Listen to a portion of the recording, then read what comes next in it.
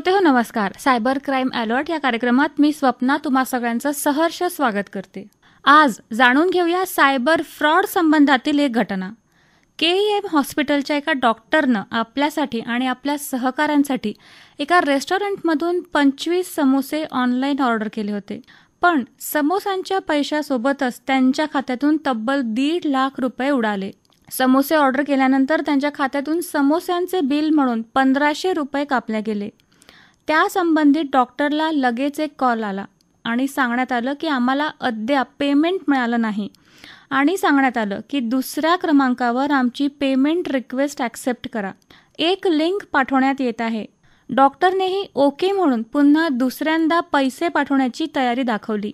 त्यानंतर डॉक्टरने लिंकवर पेमेंट केलं तर त्यांच्या अकाउंटमधून आधी 28,000 रुपये कटले.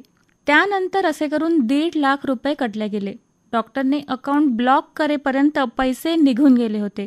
तेव्हा जाणकार होऊया, सतर्क होऊया आणि ऐकूया आजचा आपला सायबर क्राईम अलर्ट हा कार्यक्रम. आज आपण डॉक्टर विजय असरानी यांच्याशी स्वप्ना देवनं केलेली बातचीत ऐकूया.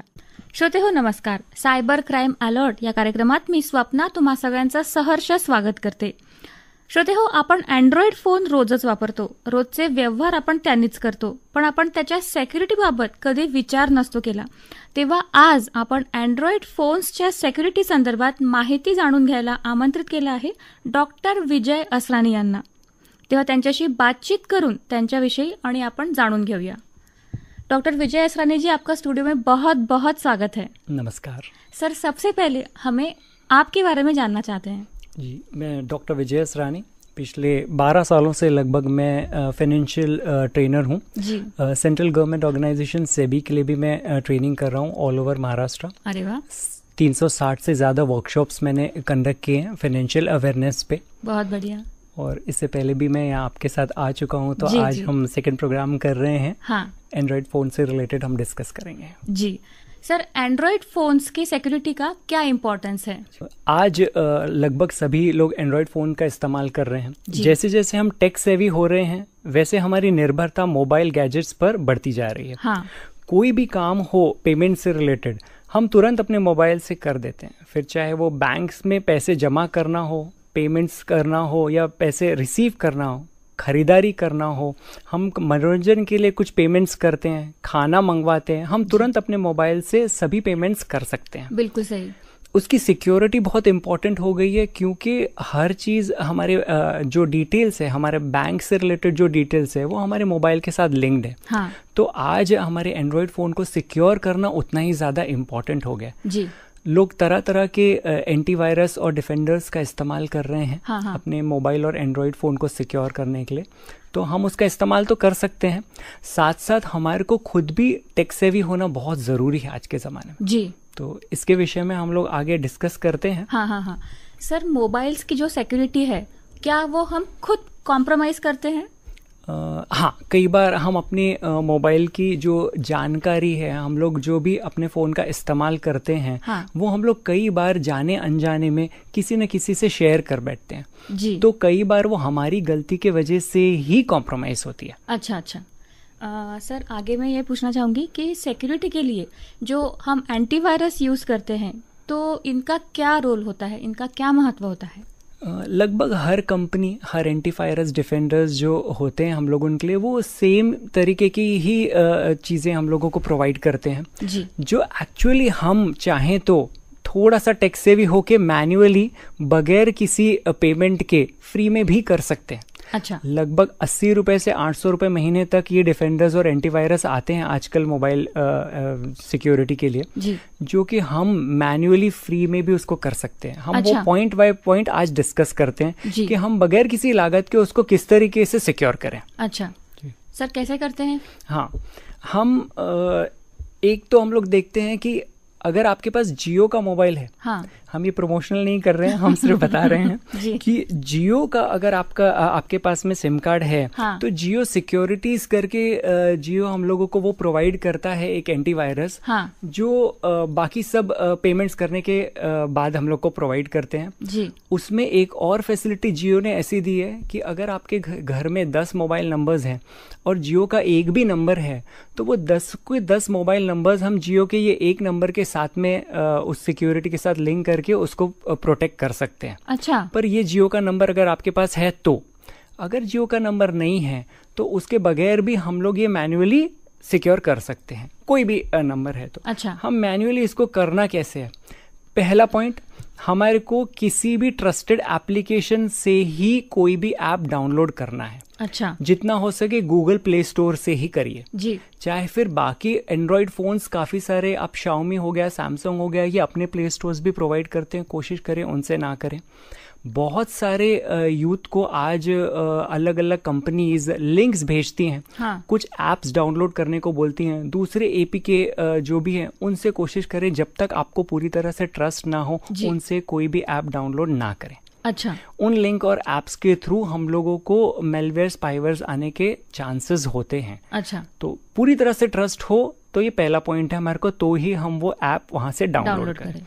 दूसरा आ जाता है कि हम लोगों को मैन्युअली चेक करना है अगर कि हमारा जो पासवर्ड है किसी भी डेटा बैंक, डेटा ब्रीच का कोई हो या कोई डार्क वेब पे कहीं डिस्क्लोज ना हुआ हो, तो वो हम, अगर आप गूगल क्रोम इस्तेमाल कर रहे हैं तो गूगल क्रोम में ये ऑटोमेटिकली आपको वो वॉर्न कर दिया जाता है कि आपका पासवर्ड कहीं ना कहीं डेटा बैंक में कहीं ना कहीं डार्क वेब पे लीक हुआ है। सर अभी आपने कहा डार्क वेब, तो वो क्या होता है सर? ये डार्क वेब आजकल ये बहुत बड़ा एक नेटवर्क है। अच्छा। जहां लोगों का जो पर्सनल डेटा है जी। वो कॉम्प्रोमाइज करके ये जितने भी आजकल साइबर फ्रॉड्स हो रहे हैं वो उस तरीके से चलते हैं। अच्छा। और ये एक इंटरनेशनल लेवल पे चल रहा है और ये बहुत ही बड़ा एक ग्रुप होता है जो आपकी पर्सनल डिटेल्स खरीद के उसके बाद उसका गलत इस्तेमाल करके आपके बैंक के खातों से पैसे विड्रॉल कर सकता है। तो अगर वहाँ आपका डेटा लीक हो गया है और आपका मोबाइल में आपके बैंक डिटेल्स उसमें लिंक्ड हैं तो वो पूरी जानकारी उनको मिल जाती है। अच्छा। फिर उसके बाद वो प्रोसेस करते हैं जी। दूसरा, हम लोग अगर ये आप गूगल क्रोम का इस्तेमाल कर रहे हैं तो गूगल क्रोम में आपको वो ऑटोमेटिकली वॉर्न कर दिया जाता है कि आपका जितने भी ऐप्स में आपने जो भी पासवर्ड सेव किए हैं, हाँ. तो वो आपको गूगल के सेटिंग्स में मिल जाएगा। वो आपको कि आपको ये जो भी आपके ऐप्स है इनके पासवर्ड्स आपको चेंज कर देने चाहिए। अच्छा। वो आपको वॉर्न कर देता है। अच्छा। दूसरा एक तो तरीका ये है। दूसरा, हम एक और चीज से चेक कर सकते हैं उसमें www.haveibeenpwned ये एक साइट है जहाँ PWNED पॉन्ड, इसमें जाके आप अपने आप को आपका ईमेल रजिस्टर करवा के आप उसमें चेक कर सकते हैं कि आपका जो भी अलग अलग ऐप्स में आपने पासवर्ड सेव किए हैं वो कहीं लीक तो नहीं हुए। अच्छा। वो आपको वॉर्न करके बता देता है, आप तुरंत ही अपने पासवर्ड्स वहां चेंज कर सकते हैं। अच्छा अच्छा। तो ये एक सिक्योरिटी का माध्यम है कि आप इस तरीके से मैन्युअली अपने आप चेक कर सकते हैं कि आपके पासवर्ड्स कहीं लीक तो नहीं हो रहे। अच्छा, तो ये कर सकते हैं।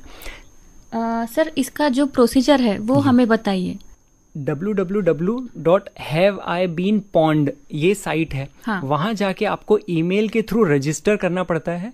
वहां आप चेक कर सकते हैं कि आपका जितने भी आपने ऐप्स में अपने नए पासवर्ड्स डाले हैं वो कोई भी ऐप का पासवर्ड कहीं लीक हुआ है क्या। अच्छा। वहां वो डिटेल्स आपको आ जाती है कि इन ऐप्स में आपका पासवर्ड कहीं ना कहीं ब्रीच हुआ है। और अगर हमारा पासवर्ड लीक हो गया हाँ। है तो फिर हमें क्या करना चाहिए सर? हम तुरंत जाके वो वाले ऐप में अपना पासवर्ड चेंज कर दें। अच्छा जी, तो आप इस तरीके से अपने जो वो ऐप के पासवर्ड्स हैं उनको सिक्योर कर सकते हैं। समय समय के साथ वैसे भी हमारे को अपने पासवर्ड्स चेंज करते रहने चाहिए जी, ताकि वो अगर कहीं कॉम्प्रोमाइज हो रहा है तो हम लोग इमीडिएटली उसको सिक्योर कर सके। जी जी जी। तो ये आप कर सकते हैं। अच्छा, तीसरा पॉइंट पे आते हैं हम, clean your cache and junk. जितना हो सके मैन्युअली हम अपने मोबाइल में जितनी भी अनवांटेड डेटा है, बड़ी बड़ी फाइल्स हैं, कुछ मूवीज होती हैं जो कई बार हम लोग डाउनलोड करते हैं, कई बार देख लिए, बट वो पड़ी रहती हैं। तो जितना हो सके ये अपना डेटा और कैशे जंक जो भी है उसको क्लीन करते रहें। अच्छा। अपना मोबाइल जितना आपका खाली रहेगा, उसमें जितनी स्पेस रहेगी, वो एक तो उसका वर्क फास्ट हो जाता है, सही तरीके से चलता है। हैक करने में थोड़ा सा डिफिकल्ट होता है।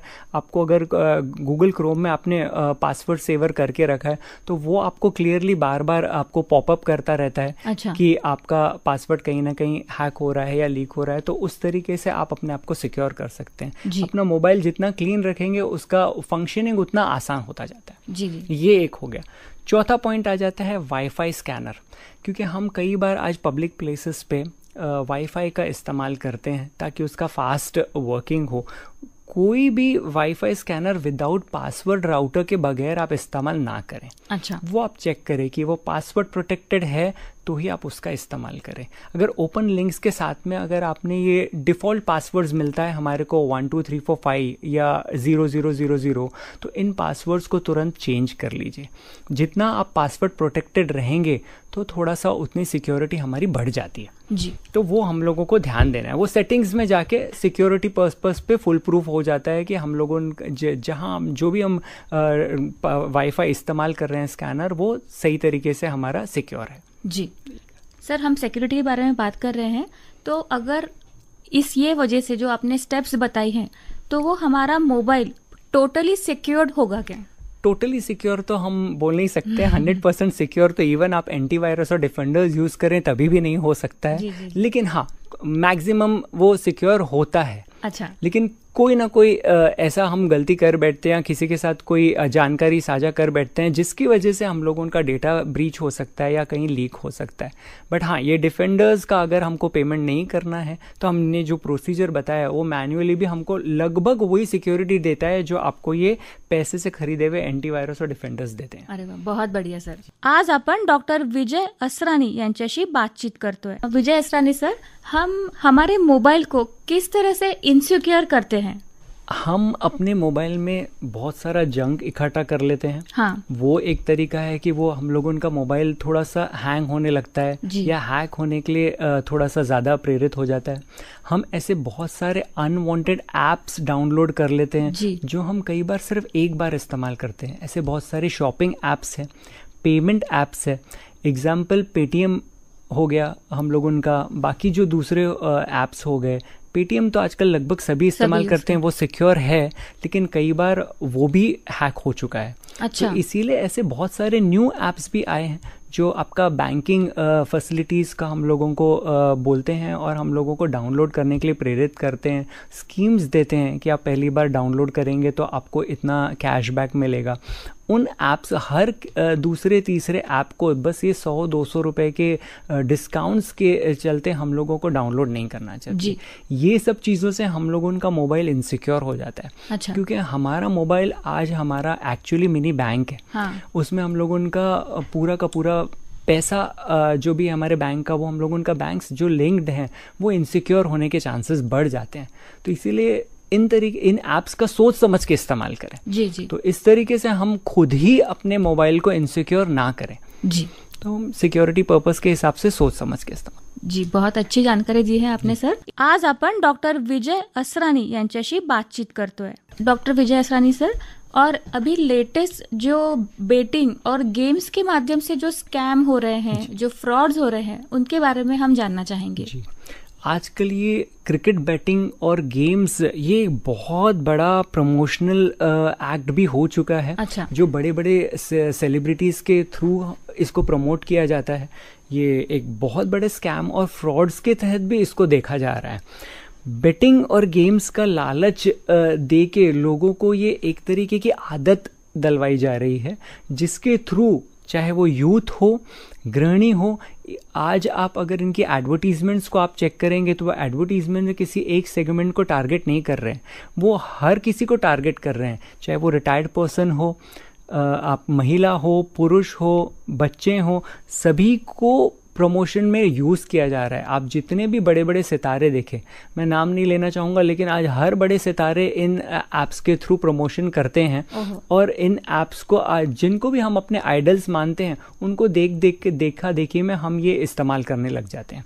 लेटेस्टली गवर्नमेंट ने 232 ऐप्स को बैन किया है। अच्छा। पर उन ऐप्स का फिर से गलत इस्तेमाल ये हो रहा है कि वो ऐप्स अपना डोमेन नेम बदल देते हैं और वापस वही चीजें चालू कर देते हैं। तो क्या फिर उन पर कार्रवाई नहीं होती है? कार्रवाई हो रही है, लेकिन नए नए नेम्स को जब तक हम लोग ये अलाउ करते हैं तब कोई फ्रॉड सामने आएगा, उसके बाद ही कार्रवाई होगी कि इस ऐप्स के थ्रू किसी ने इलीगल ट्रांजैक्शन किया है या किसी से गलत तरीके से पैसा वसूल किया है तो ही कार्रवाई होती है। तो लेटेस्ट में 232 ऐप्स का जब शिकायतें दर्ज करवाई गई तो गवर्नमेंट ने उनको बैन कर दिया।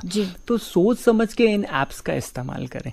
जितना हो सके इनमें आदत न पड़ने दे, चाहे वो बेटिंग हो, गेम्स हो, इसमें आपको लालच दी जाती है कि आप इसको डाउनलोड करेंगे तो पहली बार में आपको 250 रुपए, 500 रुपए, 1000 रुपए आपके वैलेट में फ्री में दे दिया जाएगा। उसके बाद 1, 2, 3 बार आपको जिताते हैं जानबूझ के ताकि आपके अकाउंट में पैसा आए और आपको ये आदत पड़े, आप उसको ट्रस्ट करने लग जाते हैं। उसके बाद धीरे धीरे ये ऐसा करते हैं, फिर प्रीपेड चीज़ों में उनको इन्वॉल्व करते हैं कि आपको 1000 रुपये डिपॉजिट करना पड़ेगा तब आपको ये बड़ा गेम हम खेलने देंगे, उसके बदले आपको डबल पैसा मिलेगा। फिर उसमें भी वो 1-2 बार आपको पैसा दे देते हैं, लेकिन उसके बाद बड़ा अमाउंट आपके अकाउंट से डिडक्ट करवा देते हैं। तो ऐसा भी लोगों को आदत डलवाने के बाद में बेटिंग्स और गेम्स में लोगों को फंसाया जाता है। अच्छा। तो इस तरीके का ध्यान दें। अगर पेरेंट्स हैं तो अपने बच्चों के मोबाइल पे ध्यान दें कि इन गेम्स में इस तरीके से पैसों से रिलेटेड अगर कोई ट्रांजैक्शंस दिखाए जा रहे हैं या उनको अकाउंट्स लिंक करवाने जा रहे हैं तो वो उनको ना लिंक करने दे वो अकाउंट्स और उन पे ध्यान रखे ताकि वो सतर्क होकर इन तरीके के ऐप्स में फंसे ना। जी। और इवन ये आजकल सिर्फ यूथ को छोड़ के बड़े लोगों को भी टारगेट किया जा रहा है। लोग अपने खाली समय में इन ऐप्स में गेम्स खेलने के बहाने छोटी मोटी कमाई का जरिया बना दिया गया है इसको, और उनको वो छोटी मोटी कमाई के बहाने से लालच से ये आदत पड़वाई जाती है। तो जितना हो सके इन ऐप्स को डाउनलोड ना करें और आदत ना डलवाएं, और खासकर अपने आइडल्स को देखते हुए, जैसे अभी बड़े बड़े सितारे इनका प्रमोशन कर रहे हैं तो हम लोगों को लगता है कि ये बहुत ट्रस्टेड ऐप है कि इतना बड़ा सितारा इसको प्रमोट कर रहा है तो इसमें कुछ भी इलीगल नहीं होगा। वो इलीगल दिखता नहीं है और ये होता है। और दूसरा, ये सब चीज़ें चलती है इंटरनेशनल लेवल पे। ये डोमेन्स जो बनते हैं वो इन इंटरनेशनल कंपनीज में बनती है जहाँ पर टैक्स नहीं लगता ज़्यादा। अच्छा। और जहाँ पर इजीली अगर कुछ फ्रॉड हो तो रिकवरी नहीं हो सकती, तो ये डोमेन्स वहाँ बनते हैं। तो अगर आपका पैसा किसी तरीके से अटक जाता है या फंस जाता है तो वापस आने के चांसेस नहीं होते हैं। अच्छा। तो सोच समझ के इन ऐप्स का गेम्स और बेटिंग ऐप्स का इस्तेमाल करें। अच्छा, अगर सर हम इस स्कैम में या फिर बेटिंग में फंस गए हैं तो फिर हम कहाँ पर कंप्लेंट कर सकते हैं? एक तो नेशनल सिक्योरिटी नंबर है 1930, साइबर क्राइम से रिलेटेड है। आप वहां कंप्लेन दर्ज करवा सकते हैं। और दूसरा एक साइट है www.cybercrimes.gov.in। अच्छा। आप इस साइट पे जाके भी अपनी कंप्लेन दर्ज करवा सकते हैं। अच्छा, तो फिर कार्रवाई हो सकती है? जी हाँ, कार्रवाई होती है। जितना जल्दी अगर आपके साथ में ये हुआ है क्राइम और आपने इमीडिएटली उसको रिपोर्ट करवाया तो जितना हो सकता है वो कोशिश करते हैं उसको पकड़ने की, लेकिन अगर वो वक्त बीतता गया तो थोड़ा सा कार्रवाई आसान नहीं होती है। जी जी सर, आपने बहुत अच्छी जानकारी दी है, धन्यवाद। नमस्कार। नमस्कार। डॉक्टर विजय असरानी सर, आप हमारे स्टूडियो में आए और हमें और हमारे श्रोताओं को बहुत अच्छा मार्गदर्शन किया, बहुत अच्छी जानकारी हमारे साथ शेयर की, इसलिए मैं आपकी बहुत बहुत आभारी हूँ और इससे हमें और हमारे श्रोताओं को अवश्य लाभ होगा, ऐसी मैं आशा करती हूँ। और अब साइबर क्राइम अलर्ट इस प्रोग्राम के प्रस्तुतकर्ता डॉक्टर विजय सिंह राजपूत के साथ मैं स्वप्ना आपसे विदा लेती हूँ। धन्यवाद। नमस्कार।